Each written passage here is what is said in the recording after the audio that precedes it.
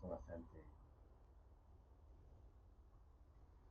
satisfacción verlos, ¿no? El día viernes estuvieron ustedes mayoritariamente. Muy agradable hablar cuando tenemos este auditorio. En estos temas generalmente no estamos acostumbrados a no tener auditorio. A ver, vamos a... Alguien me dijo que están escribiendo, no sé si van a grabarlo. Vamos a empezar en un minutito. Buenas noches, doctor Julio. Buenas noches, Fernando. Buenas ¿Qué noches. tal, doctor? Buenas noches. Mm,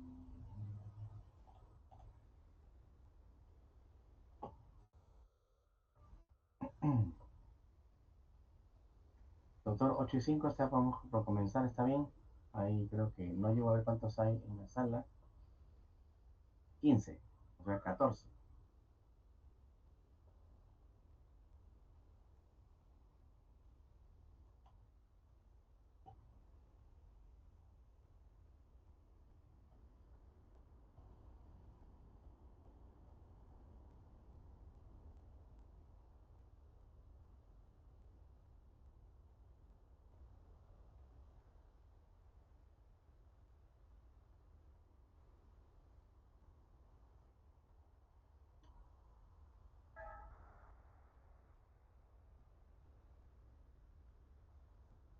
Vamos anotándose presente en la lista, por favor, Muy bien, en el anótese chat. presente.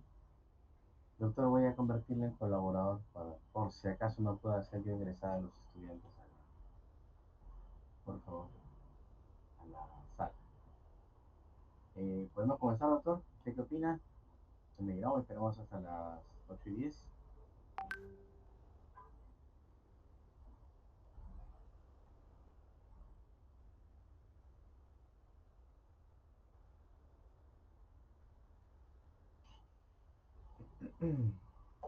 Doctor Julio, comenzamos, esperamos.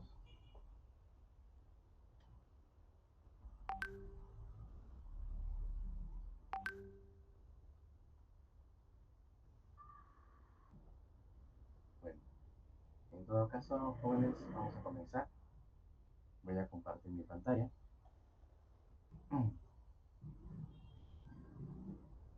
A ver, un momentito.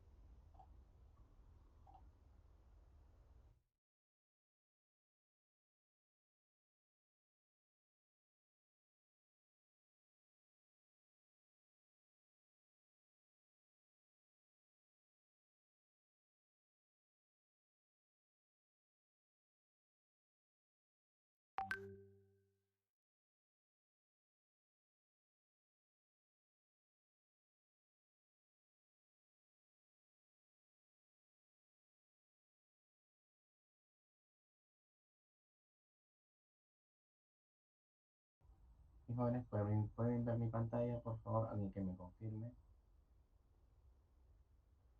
y que se me escuche bien. ¿Sí? ¿Listos? Ok, gracias. Bien, vamos a comenzar. Ya en la clase de hoy vamos a tocar los aspectos ya de la parte terapéutica. Y le falta una E al título de la parte terapéutica. ¿Ya? Eh,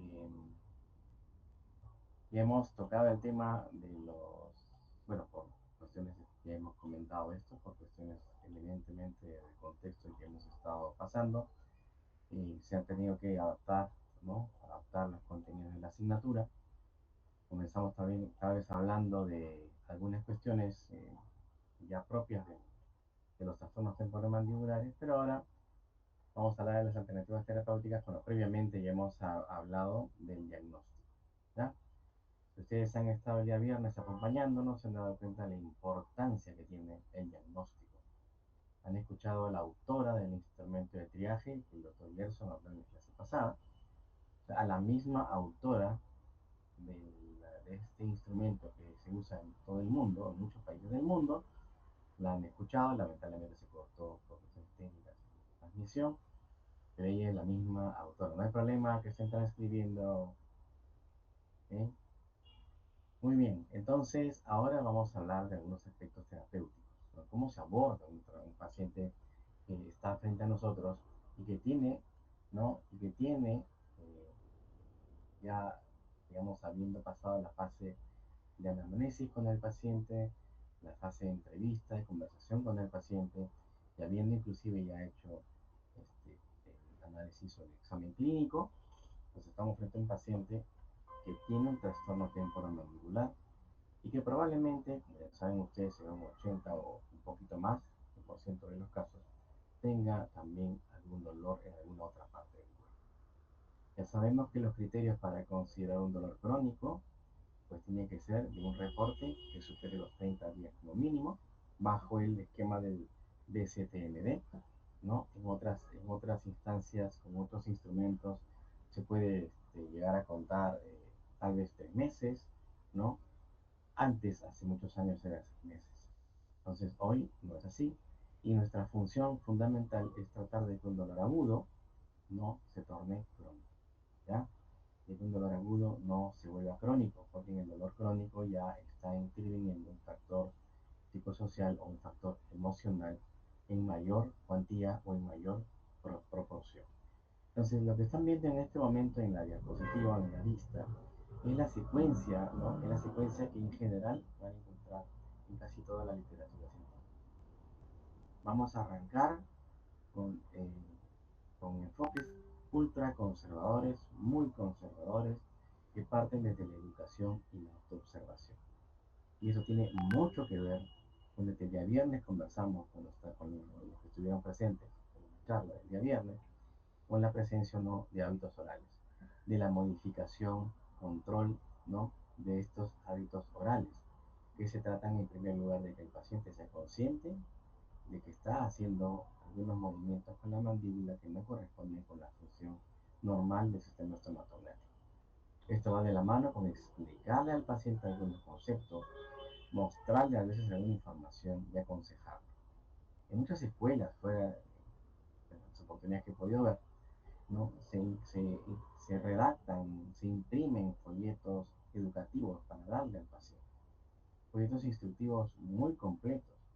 Algunas asociaciones internacionales también tienen folletos impresos, folletos disponibles en la web para que el paciente los pueda leer y pueda enterarse de qué se trata este problema. Porque ya lo bien lo dijeron muchos de nuestros colegas, ¿no? En esta jornada que hemos tenido, el paciente no sabe qué es lo que tiene.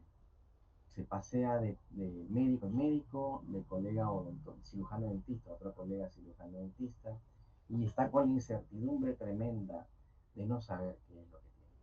Y si eso le aumenta el factor emocional, el factor psicosocial, inmerso en un dolor crónico, pues el desconcierto del paciente es aún mayor y llega inclusive a desordenarlo en su vida y afectar su calidad de vida, ¿no? Llega inclusive a contarnos en la consulta que para él lo más normal es despertarse en la mañana con dolor y irse a dormir con dolor. Esa es una de las luchas, es una de las cosas y aspectos que tenemos que tratar frente a un paciente, ¿no? Con trastorno temporomandibular y más aún cuando está asociado con comorbilidades. Luego tenemos a la farmacoterapia, psicoterapia, que vamos a tocar algunos aspectos. Ahora, la terapia física, la terapia de aparatos ortopédicos, aquí ya entran las placas oclusales, ya saben ustedes que son comúnmente llamadas o mal llamadas placas biorelajantes, en realidad son placas oclusales, ¿no? Y la terapia oclusal, el tratamiento quirúrgico. Estas dos últimas son irreversibles. Por lo tanto, nuestra labor fundamentalmente corresponde a tratar de resolver en la medida de lo posible, siempre y cuando la historia y los signos y síntomas que observemos en el paciente, más el diagnóstico que podamos haber llegado, permita abordar el tratamiento del paciente, ¿no? O el acompañamiento del paciente con terapias conservadoras, ¿no? Ya hemos dicho más de una vez que los trastornos temporomandibulares son un grupo de condiciones. O sea, no es un síntoma, no es un signo, es un conjunto, un grupo de condiciones. Por lo tanto, chicos, si es un grupo de condiciones, es muy poco probable que yo tenga la pastillita mágica que solucione el problema. Que yo tenga el aparatito único que solucione el problema. O que yo tenga el consejito único que solucione el problema. Este es un trabajo mucho más grande, multidisciplinario, en donde lo que fundamentalmente tenemos que tener en cuenta es el bienestar del paciente, ¿no? Tratar de brindarle al paciente lo que él perdió, que es una función normal, y recuperar su calidad de vida, ¿ya? Muy bien, entonces vamos a ir describiendo estos aspectos. No hay problema, me están informando que están grabando. Esto es lo que ustedes van a ver, ¿no? Lo van a ver en la siguiente clase. Lo pongo porque es lo que más se hace. Paciente que viene con algún problema en la articulación dolor muscular de frente, le ponen en el 99% de los casos, ¿no? Es algo que debemos comenzar a informarnos más para realmente indicar un aparato de este tipo únicamente cuando el paciente realmente lo necesite, ¿ya? El dolor crónico tiene este comportamiento y esto es lo que lo hace bastante complejo, ¿no? El grupo, este es un grupo de pacientes que puede tener en estos momentos un dolor y que pasa un tiempo y el dolor se va solo, es autolimitante. Si yo coloco en esta línea descendente, coloco aquí un tratamiento A, tratamiento B, tratamiento C, tratamiento D, muy probable que el dolor baje. Y si no hubiera hecho nada, tal vez también el dolor baje. Esto corresponde a lo complejo, ¿no? A lo complejo del diagnóstico, de la estimación de los signos y síntomas o de las comorbilidades que el paciente tenga, ¿no? Puede venir un paciente inclusive con medicación psicotrópica, con consultas con el psiquiatra o con medicaciones que alteran muchos de los mecanismos neuronales que van a estar involucrados en el dolor. Entonces tenemos que estar muy atentos con el área de la que estamos tratando en un paciente. Esta área de la odontología en realidad se fusiona mucho, se acerca mucho a la parte de la medicina, ¿ya? Aquí tenemos también otro tipo de comportamiento del dolor, que puede estar más de un año o 2 años con dolor constante, hagan lo que hagan, va a estar el dolor constante, luego se va solo. Entonces acá tenemos que acompañar al paciente, minimizar el problema, porque tal vez no lo podamos eliminar, pero sí controlar y sí tratarlo de alguna forma para que sea tolerable por el paciente y de manera multidisciplinaria. Y el tercer comportamiento en esta historia natural del dolor crónico es que el dolor venga y se vaya. O sea, viene, se va, viene y se va. Y esto realmente es un rompecabezas, es un problema, pero la investigación pues sigue avanzando, ¿no? Y hoy hay nuevas clasificaciones del dolor, ¿no? Que se van agregando a este dossier de documentos que se van constantemente actualizando, en donde todos los dolores comienzan a clasificarse, ¿ya? Entonces, realmente aquí importa mucho el reporte del paciente, lo que el paciente nos va a contar o la información que podamos con él obtener. Una cita con un paciente con dolor crónico no es una cita como para hacer una obturación de resina, ¿no? Es una cita que demanda escuchar al paciente, ¿no? Escucharlo con atención para que él nos dé en realidad el reporte completo de cómo ha ido el dolor en su vida, ¿no? Por definición, y sabemos que los trastornos temporomandibulares, ¿no? Son un conjunto de condiciones, ¿no? O alteraciones musculoesqueléticas mediadas por circuitos neuronales, neurofisiológicos. Entonces, el tratamiento de estos desórdenes son muy parecidos a los desórdenes que se presentan en el aparato musculoesqueletal. Entonces, realmente aquí es una definición que abre mucho las puertas a algunas acciones terapéuticas que lindan con la terapia física. Se ha abierto un campo enorme en la terapia física de dolor crónico. Hay expertos que han estudiado esto en nuestro país, que son terapistas físicos. No son odontólogos, son terapistas físicos. No son médicos especializados en medicina física, sino que son los terapistas físicos.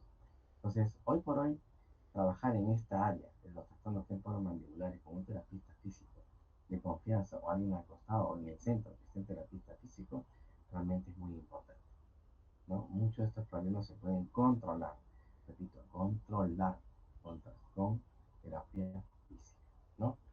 Y también, por supuesto, van de la mano con otras especialidades en la área.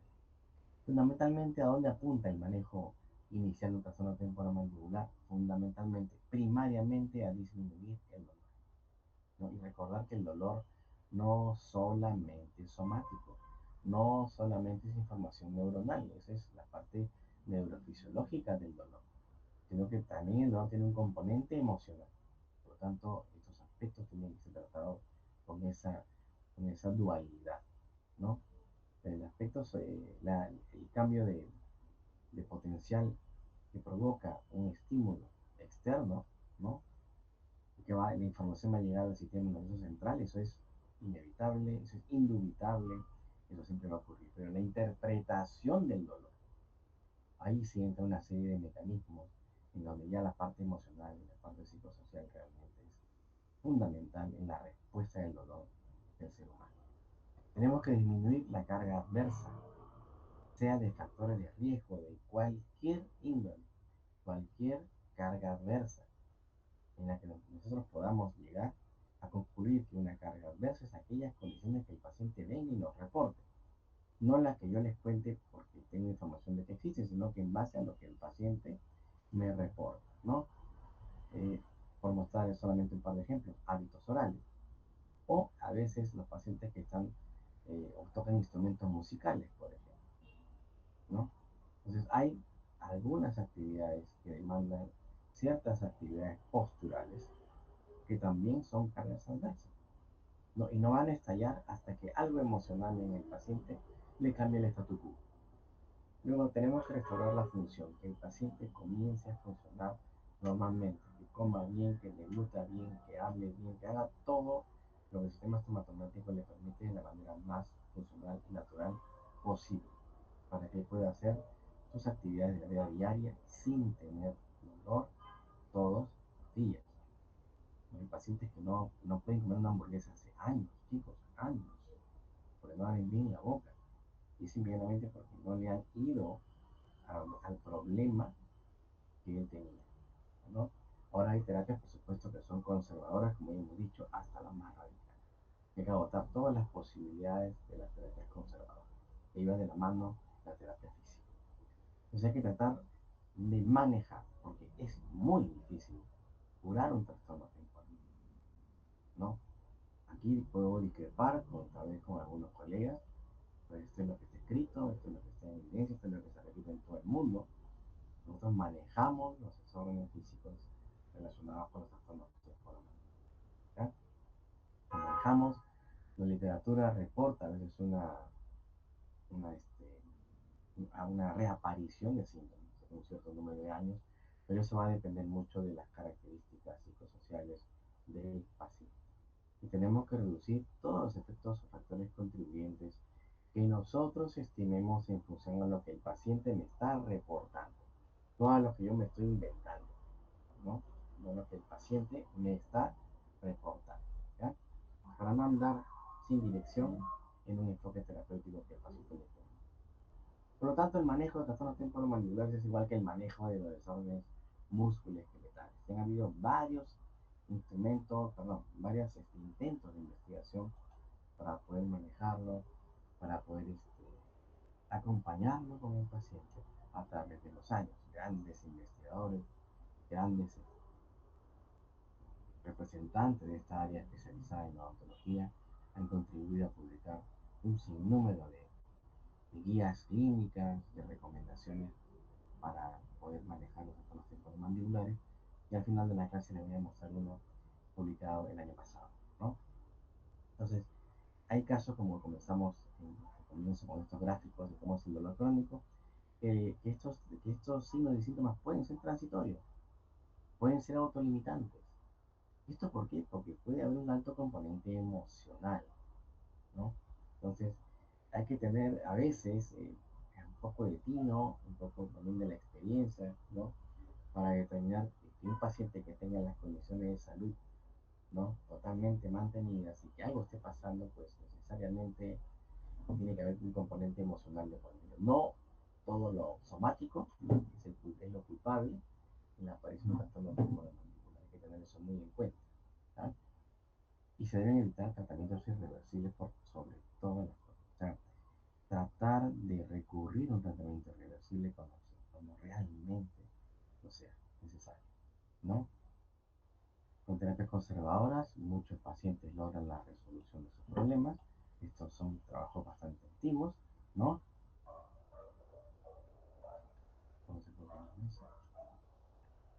Hay una recurrencia mínima de síntomas después de 7 años de culminado un tratamiento. Esto es muy variable, más o menos 2 años, y por supuesto va a depender de los síntomas o del diagnóstico que el paciente tuvo. ¿Ya? Hay mucha resolución, y eso la experiencia también nos ayuda, acompañado por supuesto de la evidencia, ¿no? De que hay un 90% de pacientes que tienen alivio con terapias conservadoras. O sea, 9 de 10. Y en 1 de 10 tal vez haya que recurrir a un tratamiento ya más, digamos, invasivo, ¿no? Sobre todo cuando tratemos de un problema crónico que se reagudiza. Hay que tener también cuidado con eso. No todos los dolores crónicos son crónicos propiamente dicho, o todos los agudos son agudos propiamente dicho. Puede haber una combinación de episodios de dolor y justamente eso pues, nos acompaña o nos da la información el mismo paciente. Si es una reagudización de un dolor crónico, pues hay que ver por qué se dio y tratar la parte basal del dolor crónico que el paciente tiene. ¿Ya? Muchas investigaciones corroboran que estos tratamientos pues, son seguimientos de varios años. ¿Ya? Muchos de estos que estamos conversando corresponde a la última edición, esta foto creo que se ha publicado, ¿sí? Es de la 7ª edición. El objetivo de toda evaluación de un paciente, además del examen físico, del examen somático, del examen protocolar que hemos aprendido, que estamos aprendiendo en las prácticas, ¿sí? Cómo abordamos al paciente, cómo le hacemos las instrucciones, cómo les decimos lo que tienen que hacer, cómo anotamos los hallazgos, cómo hago la palpación, ¿no? Además de eso, tiene que haber una lista de factores que yo considero que son de riesgo en el paciente y que el paciente me los reporta. El paciente lo reporta. No se inventan factores de riesgo en el paciente. O sea, que parezca obvio, es más que importante. Entonces, también, en mi opinión, es una opinión personal, cuesta mucho, vale mucho la experiencia. La experiencia de personas que tengan mucho más años de experiencia, personas que tal vez vengan muchas veces de otras realidades, ¿no? Donde tengan, porque por ejemplo, la especialidad instituida hace más de 10 12 15 años, ¿no? Que tengan años tratando este tipo de pacientes de manera regular, ¿no? De manera regular. Hay personas, hay doctores, hay colegas que se dedican exclusivamente a tratar trastornos temporomandibulares. No es mi caso, por ejemplo, ¿no? Pero si apareciera una especialidad en nuestro medio, pues la historia comenzaría a cambiar, porque había un grupo de personas, ¿no? En las universidades que solamente tratarían a ese tipo de pacientes. Y eso, por supuesto, la experiencia se vuelve mucho más enriquecedora, ¿no? Hay que estar actualizado, en constante actualización. Otro factor también que a veces no es muy agradable para todos los colegas, sobre todo en un área que tiene que ver con la parte médica, ¿no? Porque para el odontólogo es mucho más sencillo para nosotros estar actualizados en resinas, en técnicas, fundamentalmente en técnicas, ¿no? Cómo traer impresiones, cómo implementar dimensión vertical que ahora está tan de moda, cómo usar tal o cual aparatito que están en Facebook, en el Instagram, ¿no? Esas son técnicas. O cómo utilizar la última resina que acaba de salir, el último adhesivo universal que acaba de salir, el tratamiento del circonio en su superficie, el último material impreso, todo eso suena muy bien, es parte de nosotros, es parte de lo que hacemos diariamente, pero en este aspecto también hay que tratar de estar actualizados en la parte médica y mucha interacción con colegas que tengan más años de experiencia. Aquí, por ejemplo, tuvimos la visita del doctor Sandro Pala, el año 2019, él es Sandro Pala, un doctor que yo conocí leyéndolo en el año 1992. Entonces lo leí, él descubrió algo muy importante para el mundo académico de la odontología. Fue uno de los impulsores y los que más usaba resonancia magnética cinemática. ¿no? Y cuando me dijeron que estaba en Lima y en San Marcos, pues tuve la oportunidad de conversar con él y encima tuve el privilegio de poder tomarme un café con él, conversando de todo, ¿no? Entonces uno aprende mucho de personas con muchísima experiencia que vienen de otras realidades. Aquí estoy con el doctor Arturo Mans, y mi gran maestra, mi papá, mi padre, que es en las aulas, en los ambientes de la facultad. ¿No? Acá está el doctor Arturo Mans, que también tiene mucha experiencia, es una persona bastante mayor ahora, autor de tremendos libros. Cuando el doctor Mans venía al Perú, llenaba las salas y todo el mundo fascinado porque era muy raro que alguien que venga a hablar de inclusión tiene salas completas. El doctor Mans abarrotaba las salas por la forma en que él explicaba, por la forma en que él compartía sus investigaciones, ¿eh? Porque él hacía sus propias investigaciones. Sí, bueno, yo he llegado muy rápidamente a conocer el electromiógrafo que usaba el doctor Arturo. Era un electromiógrafo lleno de cables, con una celda bastante, digamos, ya entrada en años, pero con esos tipos de aparatos se hacía mucha investigación en el país del sur de nosotros, que es Chile, ¿no? Y tuve la oportunidad de conocer al doctor Manfredini, él es Daniel Manfredini, que es el que más publica en el mundo entero sobre trastornos temporomandibulares, ¿no? Las charlas de él también abarrotan gente, es sumamente discrepante lo que él manifiesta, ¿no? Choca con muchos conceptos que siempre se han necesitado en odontología, pero se trata justamente de eso, ¿no? De confrontar, de escuchar y de seguir aprendiendo. Creo que en esta área especializada nunca se deja de aprender y cada cosa siempre aparece en cada momento cosas nuevas. Entonces la recomendación que siempre les doy es estar actualizados, ir a cursos, ir a conferencias. Estoy seguro que en la facultad van a ser más frecuentes este tipo de reuniones, ¿no? Entonces hay que también identificar algunos aspectos o algunos efectos que pueden ser específicos sobre la recuperación y se llaman el efecto placebo, ¿no? Y uno de los grandes aparatos con los que contamos en la actualidad, con los que entre comillas tratamos o pretendemos tratar a un paciente con trastorno temporomandibular en la mandíbula, es la famosa placa oclusal, ¿no? La mal llamada placa de relajación, pero es la placa oclusal, ¿no? Una placa de estabilización que la usamos, justamente por el nombre lo dice, para estabilizar la oclusión del paciente, ¿no? O para minimizar el desgaste dentario que hay entre una acá y otra, la clase que sigue, pero que hablan de los aparatos ortopédicos, en este caso de las placas oclusales, que las hay en distintas formas, ¿no? Yo no quiero generar controversia aquí, solo les digo que la placa puede tener un efecto mayormente placebo y es lo que la evidencia ha demostrado hasta ahora, ¿no? No, no, no hay, solamente lo único que puedo decir hasta el momento en base a lo que está investigado y publicado, ¿no? Y además tiene que haber una buena relación médico-paciente. Ustedes saben que es como ustedes cuando van al médico, si toca un médico que es muy imperativo, que no conversa, que cuando justa lo saluda, que interactúa poco con ustedes y es más, ni siquiera escucha lo que ustedes le van a contar, solo escribe la receta tal o cual medicamento, es bastante complicado que nosotros le podamos creer, ¿no? Entonces, muchos pacientes sienten esto cuando van a los colegas y sienten que no están escuchándoles sus problemas, ¿no? Entonces, eso es algo también importante. Entonces, aquí a veces las pacientes no mejoran, ¿no? Y un paciente con dolor no mejora porque a veces hay un diagnóstico incorrecto o no se conocen los factores de riesgo. Hay que ser aquí, tratar al paciente desde el punto de vista disciplinario. Entonces, esto se hace en conjunto con colegas. Si yo no tengo o siento que no tengo la capacidad de poder diagnosticarlo, pues hay que derivarlo, hay que interactuar con otros colegas. Esta especialidad es totalmente distinta, ¿no? Es distinta. ¿No? En el caso que mejore, pues su trabajo es otro cantar, pero el enfoque multidisciplinario pues compromete a la educación del paciente, la autoobservación, que el paciente se autoobserve, que él mismo se dé cuenta qué está haciendo con su boca. Porque el número de pacientes a ustedes les van a decir, pero doctor, si yo siempre paro con dientes juntos, paro siempre con dientes juntos, yo pensaba que era normal. Usted sabe muy bien por sus conocimientos de anatomía y fisiología de la oclusión que la posición postural mandibular es la posición en la que el paciente está más durante el día, mayor tiempo. Entonces los dientes entre sí no superan ni la media hora si sumamos los contactos por contactos. Entonces la mayor cantidad del tiempo el ser humano está en una posición postural mandibular con los dientes separados, ¿no? Hay una también enfoque cognitivo-conductual que tiene mucho que ver con lo que acabo de decir. La farmacoterapia, que también no hay que exagerarla, ya que hay un vacío legal, ¿no? Hay un vacío legal. Esto lo conversamos bastante con los cirujanos. La ley general de salud de nuestro país es un poquito, digamos, no rígida, por no decir otra cosa, en el aspecto de la medicación que hacemos. Solamente dice que tenemos que hacer una medicación de acuerdo a nuestra especialidad.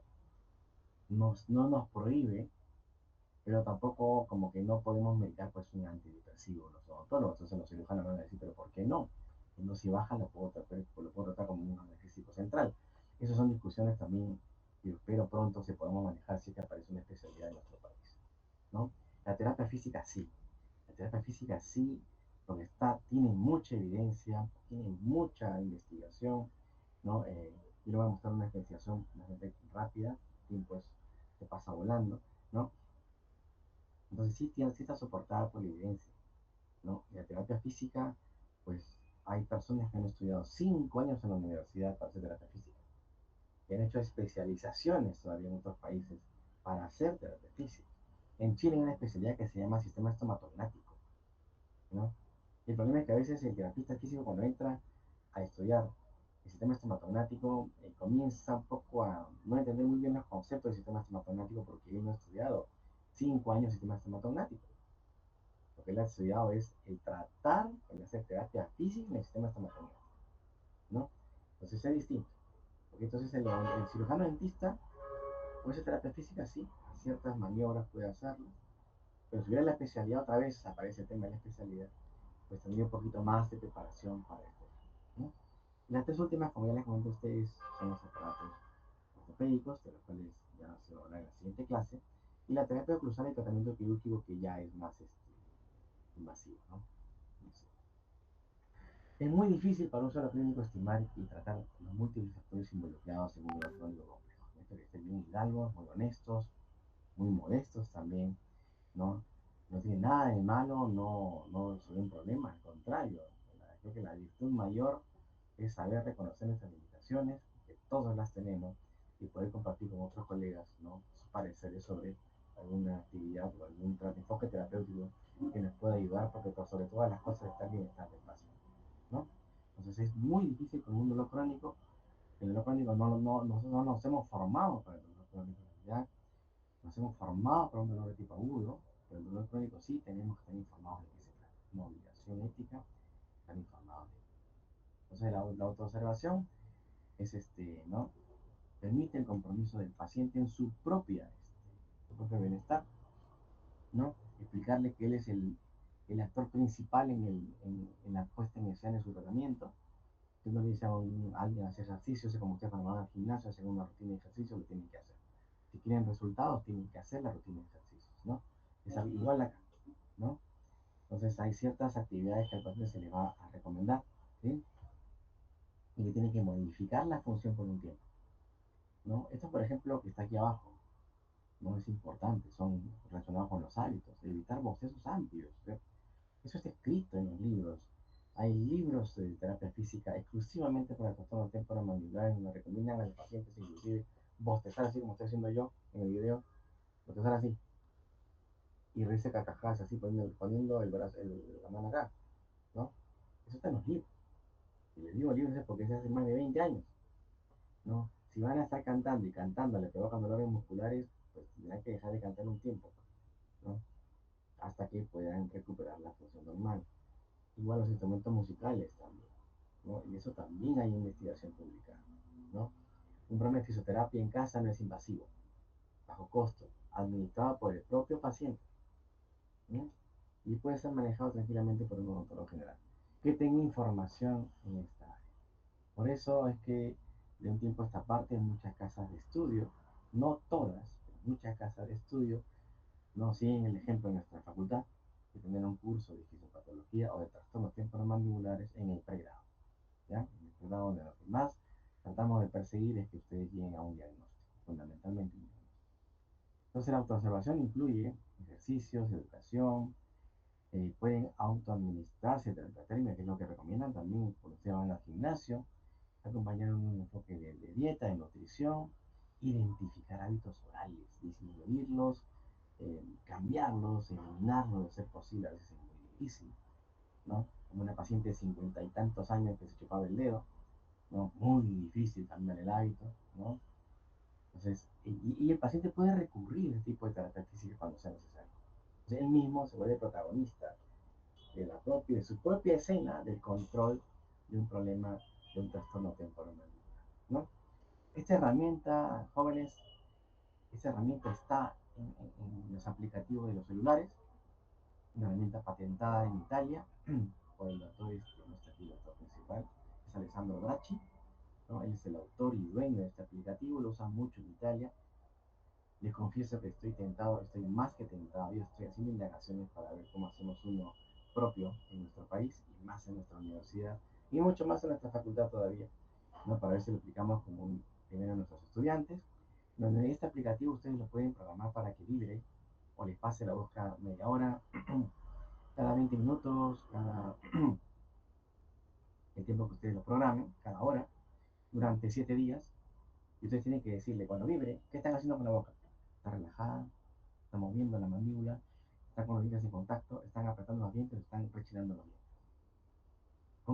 Con este aplicativo se está haciendo bastante investigación a nivel internacional y ha sacado a la luz, ha puesto ha puesto en prioridad al bruxismo de vigilia y ha saltado a la palestra el tema de los hábitos orales. Un aplicativo de un celular, ¿no? Eso tiene un costo. Por eso que les estoy confesando abiertamente de que estoy con todo el ímpetu. Falta solamente un poquitín de tiempo para dedicarle a la creación de algo similar.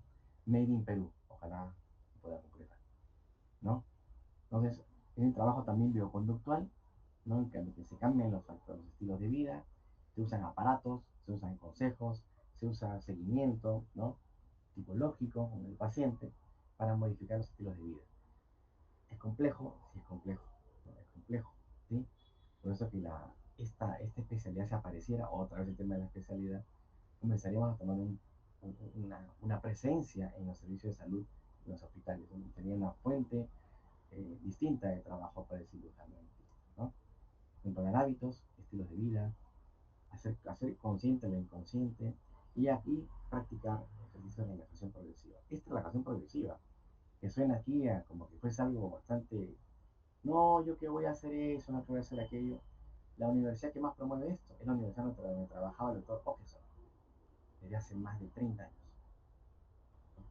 El programa de control conductual por trastorno temporomandibular en la Universidad de Kentucky, junto con el control conductual del bruxismo, basa mucho de su trabajo primario a nivel conservador en la relajación progresiva. Entonces, es realmente impresionante que uno se topa con este tipo de reportes, con este tipo de conversaciones con las personas que están involucradas en esto, ¿no? Y la hipnosis que por supuesto que está preparado, ¿no? Sobre todo Gerson Paredes, por ejemplo, está preparado para hacer hipnosis, ¿no? Porque ha recibido una instrucción, tiene un entrenamiento, ¿no? Biofeedback es también una aparatología para controlar hábitos, es un poquito más complejo, requiere un instrumental, un aparato, ¿no? Que no todas las instituciones de salud lo tienen, ¿no? Entonces esto es un aparato que usa este, principios de electromiografía y pues necesita una aparatología especial para eso. Acá tenemos algunos aparatos, ¿no? Que bueno, han ido eh, surgiendo alternativas a estos aparatos porque antes en el mercado solamente existían estos, ¿no? Ahora existen varias alternativas con diversos precios en el mercado, ¿no? Como ven ustedes aquí, para controlar electromiográficamente la actividad del paciente, se puede automonitorear o dejarlo en algún lugar en observación para ver cómo se comporta la actividad muscular en un tiempo. Y este aparatito que está acá abajo, este aparatito de acá va registrando la actividad, ¿no? Y la va grabando para ver qué es lo que está haciendo el paciente con su propia musculatura, ¿no? Y el electromiografo también nos ayuda mucho, este es el equipo que tenemos en la facultad. El que tenemos en la facultad es este de 6 canales, ¿no? Es inalámbrico y permite cuantificar la acción muscular bajo ciertos parámetros que el fabricante ha adjuntado a este sistema, ¿no? Tenemos placas también con transductores, con algunos aparatos o sensores que pueden vibrar y despertar al portador de esos aparatos en boca, ¿no? Con la finalidad de que detenga el movimiento de bruxismo durante el sueño. Hoy sabemos que el brucismo durante el sueño tiene una prevalencia tan bajita de 6% y tiene que estar diagnosticada con aparatología más compleja como por ejemplo el polisomnograma, la poligrafía o el pulsoxímetro, ¿no? Y como una altigrafía, aunque eso puede discutirlo posteriormente. En cuanto a fármacos, en realidad vamos a pasar un poquitín rápido por el tiempo. Hay fármacos que están a nuestro alcance, como los esteroideos, los AINES, que podemos nosotros manejarlos libremente, pero cuando entramos al tema de las drogas empleadas por los neurólogos, pues ya tenemos que comenzar a entrar con cuidado o trabajar mejor con una interconsulta con un neurólogo, con un psiquiatra, ¿no? Tal vez hasta relajantes musculares podamos llegar en ciertos casos, porque no podemos tampoco enmascarar algunos problemas de dolor que el paciente pueda tener. ¿Verdad?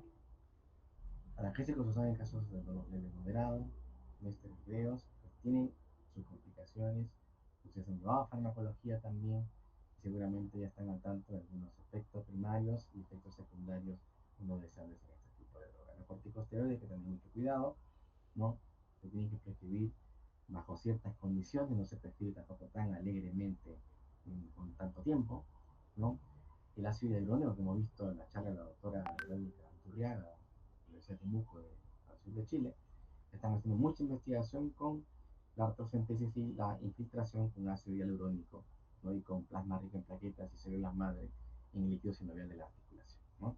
Entonces hay mucha investigación al respecto y el manejo farmacológico y el punto de vista ya para el enfoque biopsicosocial pues ya está en manos del neurólogo, ¿no? Porque ya que el dolor crónico también puede hacer que el paciente ya esté en tratamiento psiquiátrico o neurológico, entonces pues, tiene algunas drogas que está consumiendo y que tenemos que estar al tanto de esto, ¿no? Porque tiene varios efectos secundarios.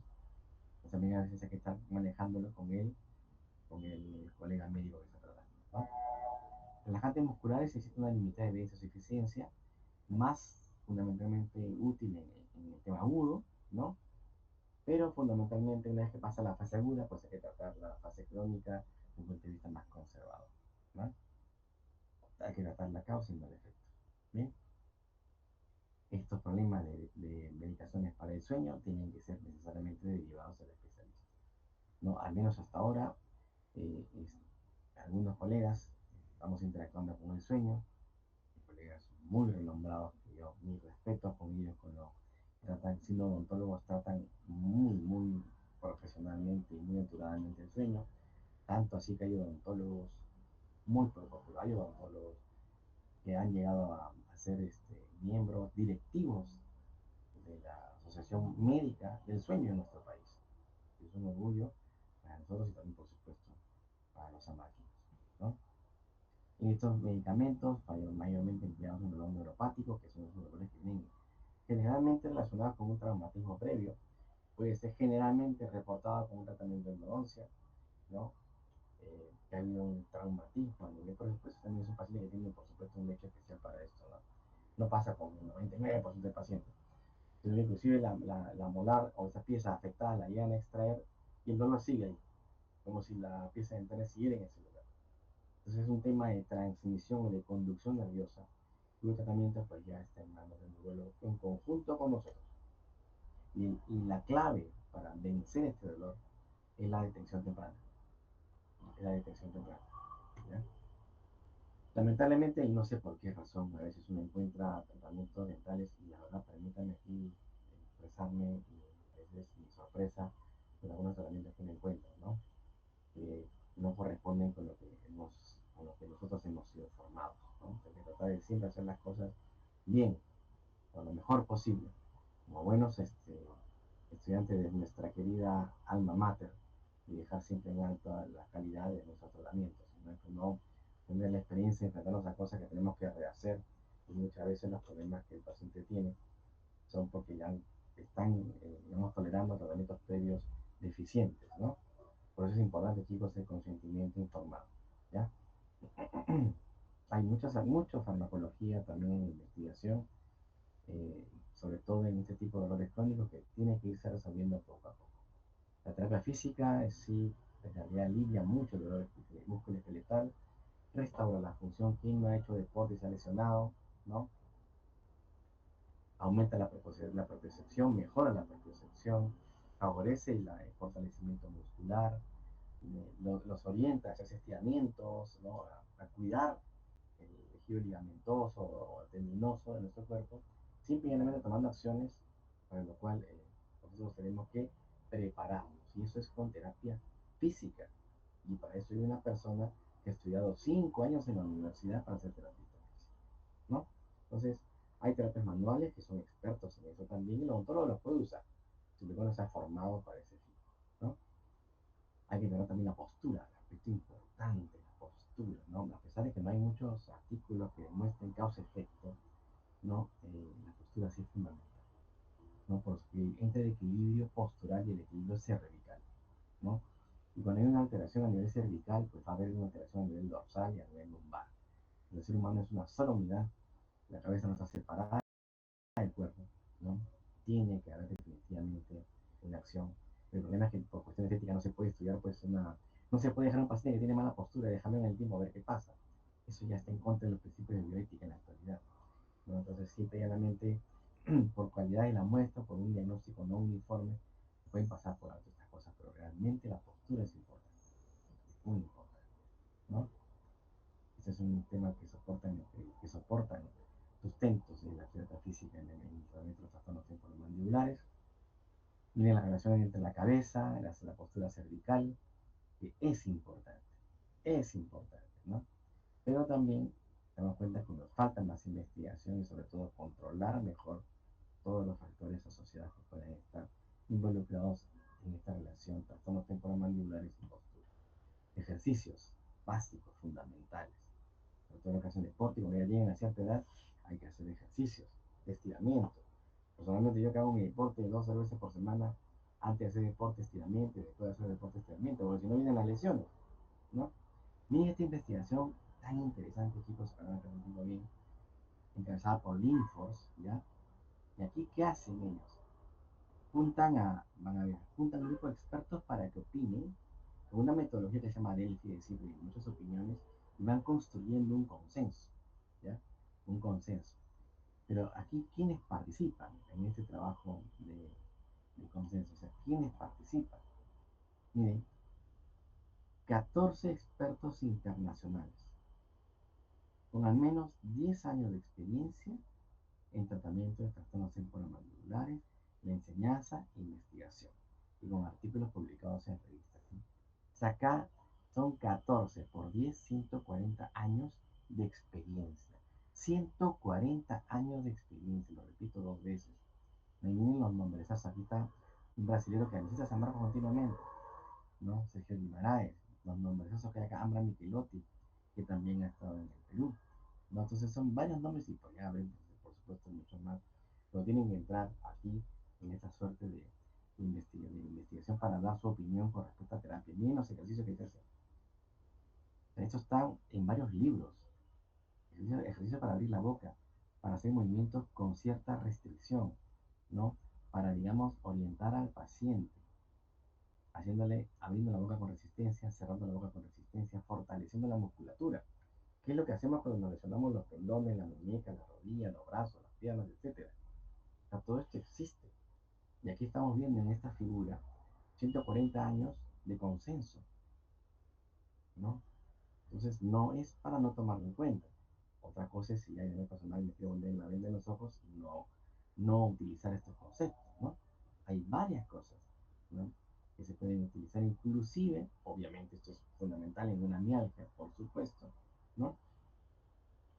Pero aquí la conclusión más curiosa, si se puede decir el término curioso, es que también se diría el desplazamiento de escales con reducción. Entonces, esto abre pues una suerte de posibilidades a poder rebatir, pero sobre todo más que rebatir, es poner en prueba y poner en investigación esto. Pero repito otra vez, para hacer investigación sobre esto, pues tenemos que tener una especialidad. Es muy difícil tener un banco de pacientes, ¿no? En el cual nos pongamos todos de acuerdo y hacer ese tipo de terapias. No hay que reducir la movilidad, tenemos terapia física con diversos factores, ¿no? Este tema que van a hablar ustedes la siguiente clase, ¿no? La siguiente clase. Para terminar, creo que solamente, es la verdad que van a ver la siguiente clase, pueden ser superiores, pueden ser inferiores también, 2005, ¿no? Donde se juntan una suerte de, no sé, no los he contado. Está Restrepo, que es colombiana, ¿no? Varios nombres, Alessandra Bracci, el aplicativo del teléfono, Gary Herr, varios nombres conocidos, los besó, Amber Michelotti, este chileno, Juan Fernando Yarzo, chileno, ¿no? Pero pronto hay novedades en esta universidad. Bueno, nombres conocidos que están involucrados en investigación que llega a decir, bueno, vamos a ver los puntos clave para tratar bien o de las buenas prácticas clínicas en la terapéutica de un paciente con trastorno temporomandibular. Entonces se ponen de acuerdo. Uno, miren, lo reduzco brevemente, una atención centrada en el beneficio del paciente. Dos, que son un grupo de condiciones y de origen musculoesqueletal, ¿no? La etología es multifactorial y biopsicosocial, o sea, están de acuerdo en todo esto. No hay un solo tratamiento que me haga efectos sobre muchos factores, es poco probable eso, ¿no? Hablamos del dolor crónico, ¿eh? ¿Ya? El diagnóstico tiene que ser basado en instrumentos estandarizados, DCTMD. La imaginología, o sea, el usar imágenes cuando sea realmente y solamente necesario, no abusar de las imágenes. Importante la anamnesis, conversar con el paciente, ¿no? Recurrir a informaciones de diversas especialidades médicas, ¿no? Y usar instrumentos consensuados, ¿no? ¿Qué más nos dice? No es mucho, ¿eh? Ya termino ahí, porque ya estamos casi con la hora. La evidencia, la evidencia se basa en clínica. Si bien es cierto, hay aparatos que nos permiten y nos ayudan, como por ejemplo el mismo electromiógrafo, equipos digitales de oclusión, todo lo que fuera, posterografía, etcétera, etcétera, todo esto ayuda. Pero lo que más importa es el aporte clínico, y no exagerar ni apoyarse mucho en un instrumento porque está de moda, ¿no? El tratamiento debe apuntar a reducir el impacto del dolor, ¿no? Y mejorar la función del paciente, ¿no?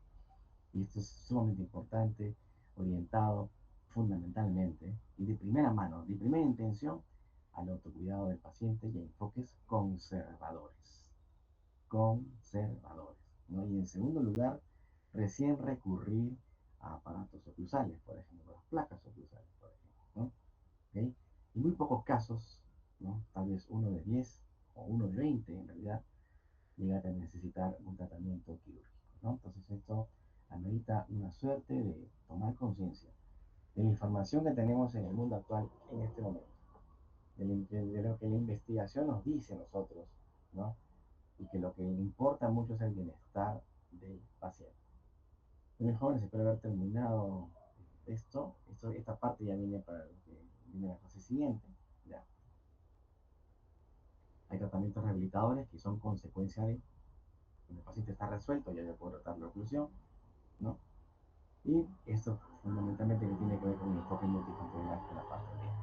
Este es el artículo, ¿no? En realidad es un consenso que hasta ahora se promueve mucho.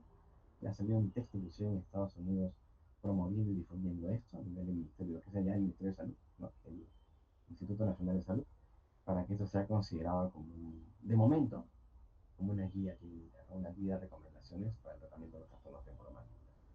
Bueno, jóvenes, hasta aquí. Eh, la verdad, en realidad espero haberme expresado con la debida altura. Sé que el tiempo corre, ¿no? He tratado de más bien de ya no puedo salir ahora sí. No puedo salir de acá, no sé qué pasa. Ahí está. El tiempo corre, un momentito. Quiero hacer cosas. Dejar de compartir. Dejar de terminar. Ya está. Listo. Muy bien, jóvenes. No sé si hay algún comentario que quieran ustedes hacer, algún aporte que me quieran hacer llegar. Solamente manifestar mi alegría por haber estado con ustedes el día viernes y que nos hayan acompañado. Eso en realidad nos ha incrementado tremendamente el estado de ánimo, ha contribuido a que el estado emocional esté pues, presente. Adelante, doctor Yoso. Siempre es un placer llegar al nirvana, al samadhi, este, recostado en la silla turca, Sí, acariciando el hipotálamo, ¿no? sin resbalarse. Sin resbalarse, cada vez el doctor Eduardo Ortiz daba un sacudón. ¡Ay, me caí de la silla turca!, ¿no? En todo le metía, hasta las situaciones más difíciles, la broma, ¿no? Entonces, lo que se hereda no se hurta, y le pones el valor agregado, ¿no? De la mamá, ¿no? Entonces, Fernando, escucharte siempre es un cacumen, una fuente nutricia que alimenta la experiencia samarquina, que alimenta la experiencia de nuestros estudiantes. Poniéndome en el pellejo de ellos, hay diferentes formas de enfocar, ¿no? Unos estarán volando, otros estarán asumiendo los retos y otros dirán, yo no me especializo en esto, y otros dirán, qué buena especialidad, voy a especializarme en esta nueva especialidad.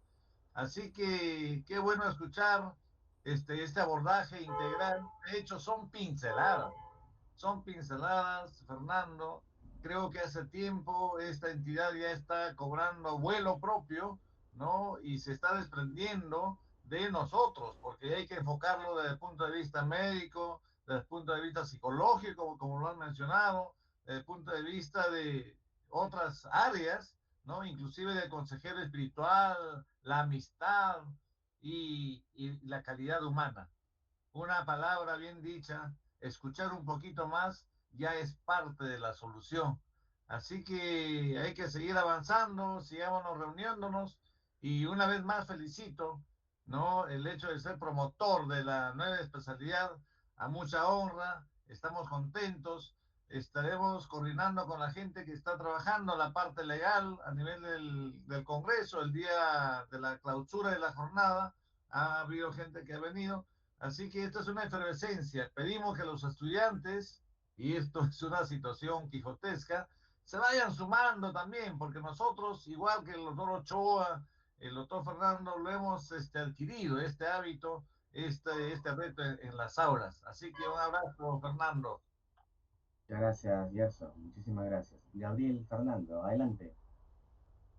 Profesor, buenas ¿Cómo estás, noches. Gabriel? Tenía una duda, ¿cuándo estaría indicado la artrocentesis o la punción seca? Bueno, mira, esto en realidad va a depender mucho de muchos factores. No hay una respuesta así, no me gusta a mí dar respuestas categóricas porque en realidad casi no las hay. Primero tú tienes que abordar al paciente con todas las terapias conservadoras. Eso es lo primero.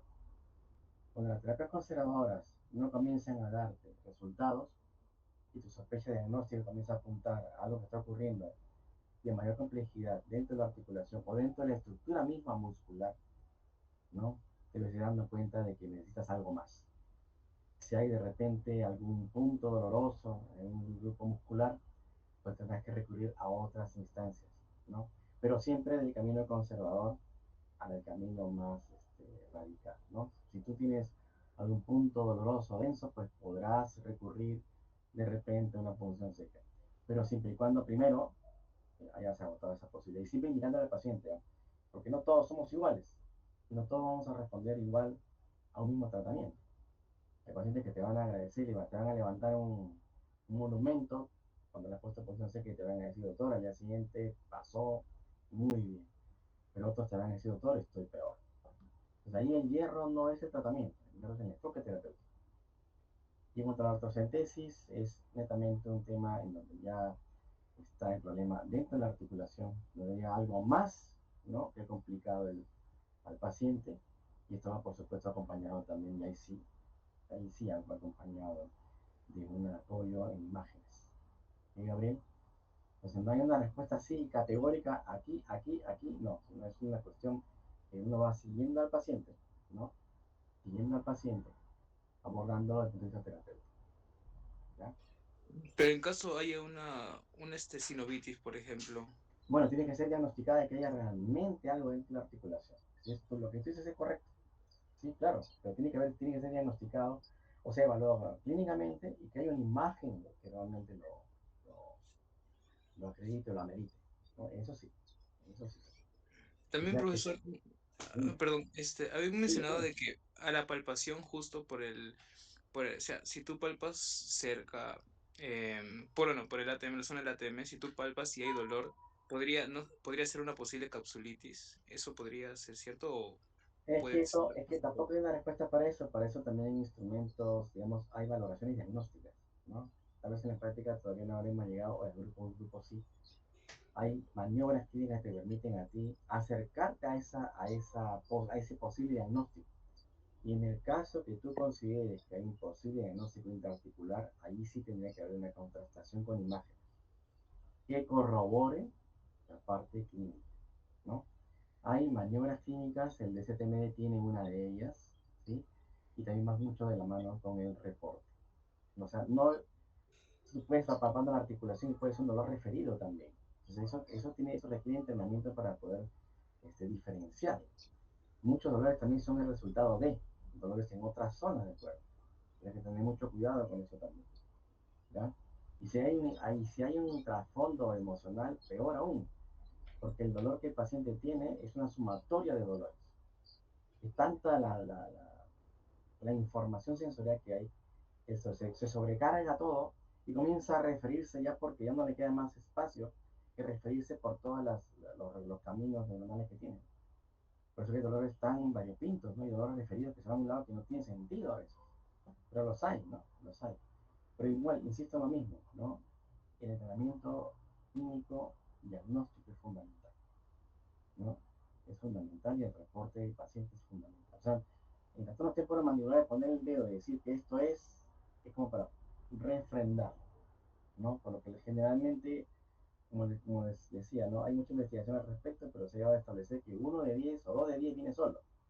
Generalmente hay otro tipo de dolores sumados en trastorno temporomandibular, ¿ya?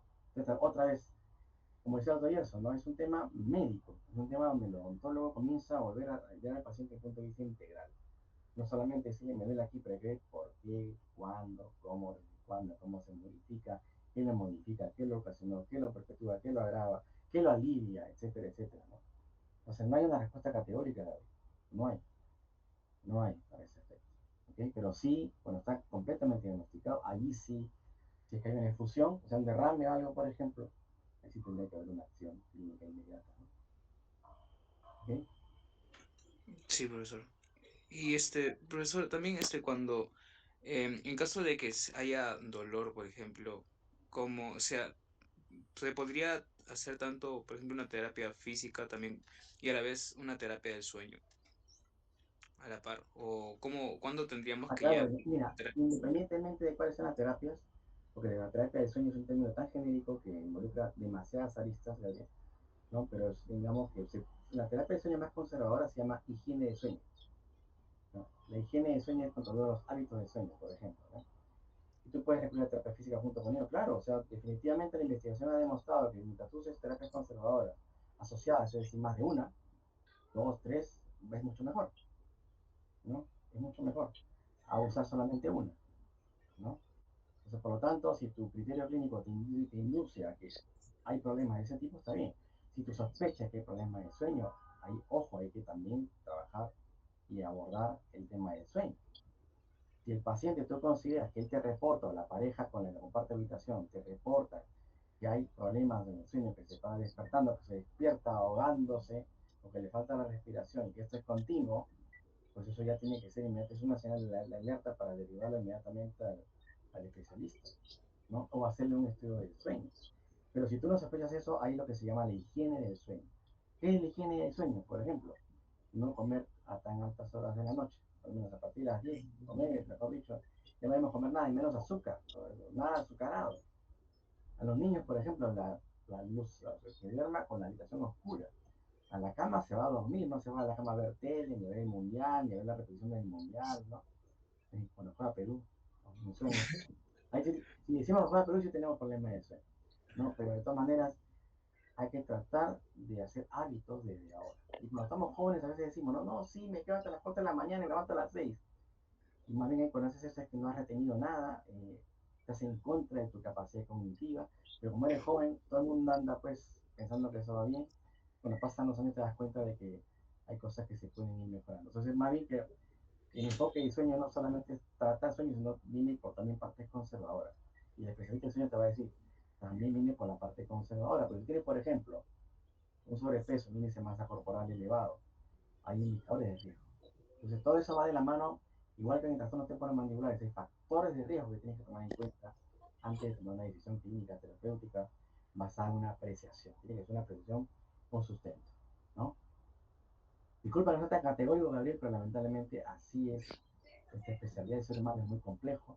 No es solamente cuerpo, sino también es parte emocional, como tú se acaba de decir, ¿no?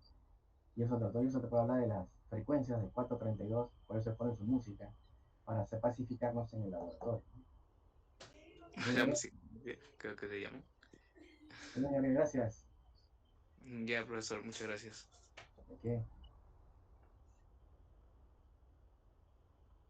No sé si hay algún otro comentario. Uriel Fernando tiene la mano levantada. Pero él acaba de hablar, no sé si querrá hacer más preguntas. Gabriel, ¿quieres? No, ya bajó su mano. Es inocente, Gerson. Oye, profesor, una preguntita más puede ser, por favor. Claro, dale. Ya, usted mencionó mencionó algo de rame, o sea, mientras me está explicando algo de rame, que creo que se le llama también efusión. Efusión, Y sí, el líquido, sí. eso, por lo que yo entendí, por lo que he entendido, es que no es lo mismo que sinovitis. ¿Y cuál podría ser la causa de una efusión? Es que mira, cuando la articulación comienza a funcionar y comienza a funcionar de manera no sincronizada, por decirlo de una forma, ¿no? Y hay algunas compresiones de diversas etiologías, ¿no? No entremos a hablar del porqué, o también pueden haber algunos trastornos de índole somático, ¿no? O hay un daño estructural, como igual pasa en la rodilla, como pasa con los futbolistas, ¿no? Hay un daño estructural, hay un derrame, o sea, hay una extravasación de líquido, ¿ok? Entonces, eh, la discriminación entre eso, entre un estado inflamatorio sin efusión y un estado inflamatorio con efusión, por eso te decía, tiene que ir siempre de la mano con una imagen. En estos casos sí es necesaria la imagen, ¿no? Porque si en imagen tú ves que no hay efusión, entonces tú también tienes que tratar de enfocar el tema por un tratamiento conservador, ¿no? Pero si hay efusión, sí ya la opción sí, casi inmediata terapéutica va a ser pues la intervención dentro de la articulación. Ahora sí, si un caso que, por ejemplo, haya un ruido, ¿no? Que esté trabando al paciente, que le esté molestando al paciente, que le esté incomodando al paciente, si cae en manos de un cirujano, el de frente va a entrar en la articulación. De frente, ¿eh? ¿No? Y va a tener su sustento, te va a decir que el por qué. Hay artículos que, bueno, que sustentan o que más o menos hacen esa relación, pero tampoco no son de todo categóricas, ¿no? Entonces, están hablando inclusive de trastornos de desarrollo, bueno, etcétera, etcétera, dependiendo de la edad del paciente. Pero el tratamiento va a variar, dependiendo, ¿no? Y los estadios pueden ir variando, ¿no? Entonces, esto realmente a la de terapéutica es algo un poquito más complicado porque hay un contexto que nos falta. El contexto que nos falta es justamente la razón de ser estos nombres en los cuales recaen estas categorías diagnósticas. Por eso que el DSTMD no entra mucho en ese tema, te pone como artralgia solamente, ¿ok? Ya la valoración diagnóstica recae en una imagen, no para no estar cayendo en esos temas tan pequeñitos, en eso sí podemos discrepar, tan pequeñitos en dónde puede estar el problema, ¿ok? Sino más bien ir de frente a tratar la estructura en general, ¿no? Y darle la paz al paciente, más allá de dónde está, si tuve o no la razón, o si yo dije que estaba afuera y estaba adentro, o estaba al revés, lo que importa es el bienestar del paciente. Y si tengo que hacer una intervención intraarticular, pues la tendré que hacer. Porque si por ahora la imagen no está diciéndome que hay una infusión, pero el dolor sigue, la terapia conservadora no sigue, pues tengo que entrar. ¿Sí, Gabriel? O sea, así de sencillo. Entonces, si hay una efusión, un examen No, si hay una complementario. infusión, no, si hay una infusión casi sí es sine qua non que tienes que entrar. Sí, o sea, pero sí, o sea, el examen complementario en caso de una infusión vendría a ser una resonancia magnética. Así es, con la Una resonancia. tomografía podría ser, No, la resonancia magnética. sí o sí. Y con T2 sí, con T2. Ok, profesor, creo que es Ok, El Gabriel. DCTMD, Fernando, en el árbol diagnóstico, cuando se habla de justamente diagnóstico de trastornos intraarticulares, ¿no? Y enfermedades degenerativas, ahí está dando la pauta con claridad. Cuando es indicado, se recomienda la resonancia magnética para los trastornos intraarticulares.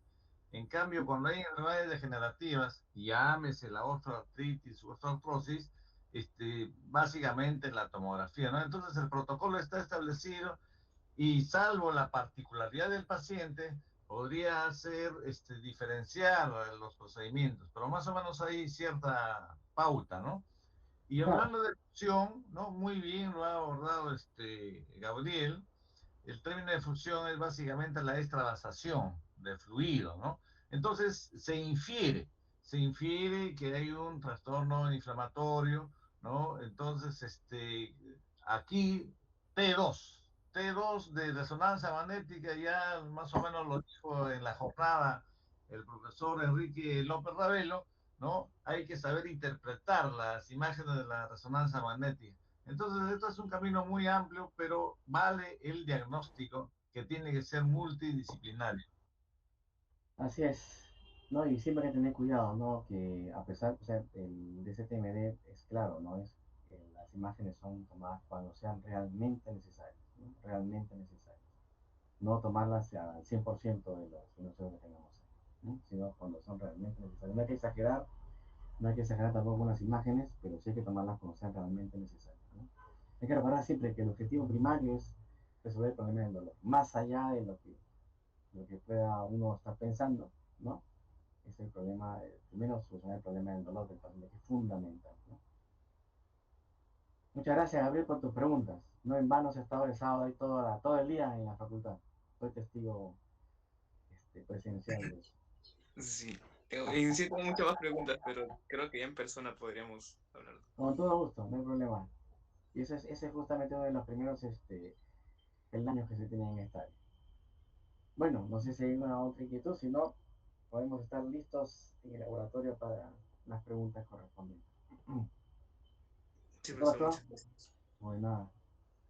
Entonces, culminamos, me parece. No sé si estará el doctor Ochoa.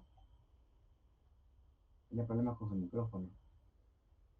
Creo que ya no está, ¿no?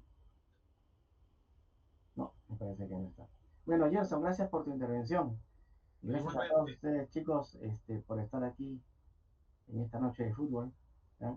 Y nos vemos. Nos vemos el día viernes en clase. nos vemos, colegas, Fernando, un abrazo para todos. Un abrazo para todos. Nos vemos.